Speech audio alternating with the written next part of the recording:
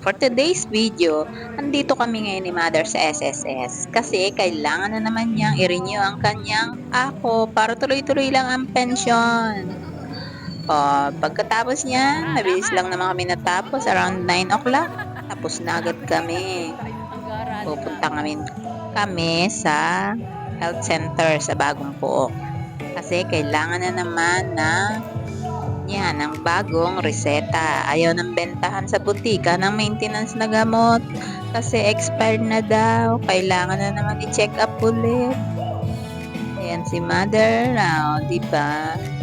Holding hands, baka mawala ang motherhood. Kailangan na naman magpakabait. Kailangan na maging masunurin sa doktor. Ayan, nag-aantay. Sinisipat pa ang kanyang daliri. Dahil tanghali na, pupunta naman kami ngayon para mag-lunch. At ito na nga. Ayan. Akala lagi pinipicturan siya.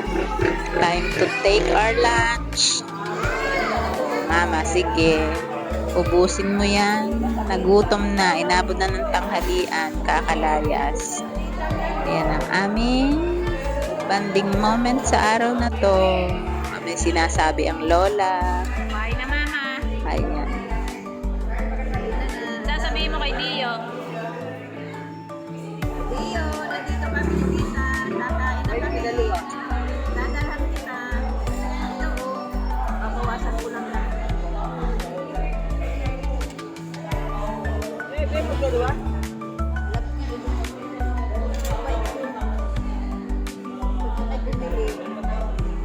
Malayo pa sa bahay. Tatanong na.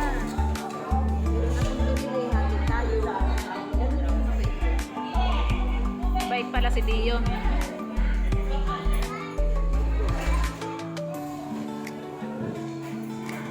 Thank you for watching.